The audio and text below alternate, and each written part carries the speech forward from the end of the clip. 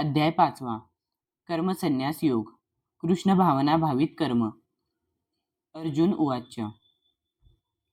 संन्यासं कर्मणां कृष्ण पुनर्योगं च शंससि यच्छेय एतयोरेकं तन्मे ब्रूहि सुनिश्चितम्. 1. अर्जुनः उवाच.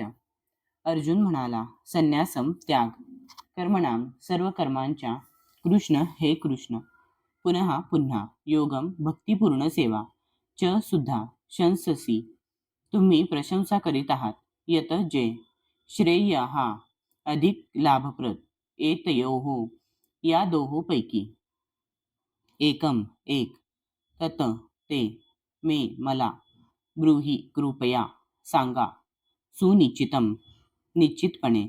अर्जुन म्हणाला, हे कृष्ण, सर्वप्रथम तुम्ही मला कर्माचा त्याग करण्यास सांगता आणि पुन्हा तुम्ही भक्तिपूर्वक कर्माची प्रशंसा करता.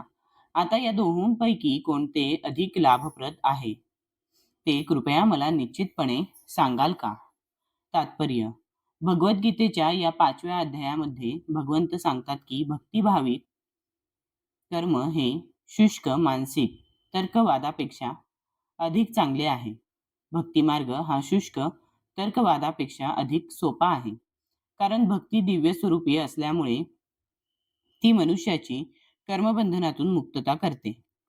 दुसऱ्या अध्यायात आत्म्याचे आणि त्याच्या प्राकृत देहबंधनासंबंधी प्राथमिक स्वरूपाचे वर्णन केलेले आहे. बुद्धियोग किंवा भक्तीद्वारे या भौतिक बंधनातून कसे मुक्त व्हावे याचेही वर्णन त्या ठिकाणी करण्यात आले आहे. तिसऱ्या अध्यायात सांगण्यात आले आहे की ज्ञानी मनुष्याला कोणतेही कर्तव्य करावयाचे राहत नाही. आणि चौथ्या अध्यायात भगवंतांनी अर्जुनाला सांगितले की सर्व प्रकारच्या यज्ञकर्मांचे पर्यवसान शेवटी ज्ञानामध्ये होते. तरीही चौथ्या अध्यायाच्या शेवटी भगवंत अर्जुनाला ज्ञानयुक्त होऊन जागृत होण्याचा आणि युद्ध करण्याचा सल्ला देतात. म्हणून भक्तियुक्त कर्म आणि ज्ञानयुक्त अकर्म या दोहोंवर एकाच वेळी जोर देऊन श्रीकृष्णांनी अर्जुनाला गोंधळात टाकले आणि त्याचा निश्चय डळमळीत केला. अर्जुनाला वाटते की ज्ञानयुक्त संन्यास म्हणजेच सर्व प्रकारच्या इंद्रियजन्य कर्माची समाप्ती करणे, परंतु इतर एखादा भक्तिपूर्ण कर्म करीत असेल तर कर्माची परिसमाप्ती कशी होऊ शकेल? दुसऱ्या शब्दांत सांगावयाचे झाल्यास त्याला वाटते की ज्ञानयुक्त संन्यास हा सर्व प्रकारच्या कर्मांपासून मुक्त असला पाहिजे, कारण कर्म आणि संन्यास यांच्यात त्याला विसंगती दिसते. ज्ञानयुक्त कर्म बंधनकारक होत नाही आणि म्हणून ते कर्म अकर्माप्रमाणेच आहे हे त्याला समजलेले दिसत नाही.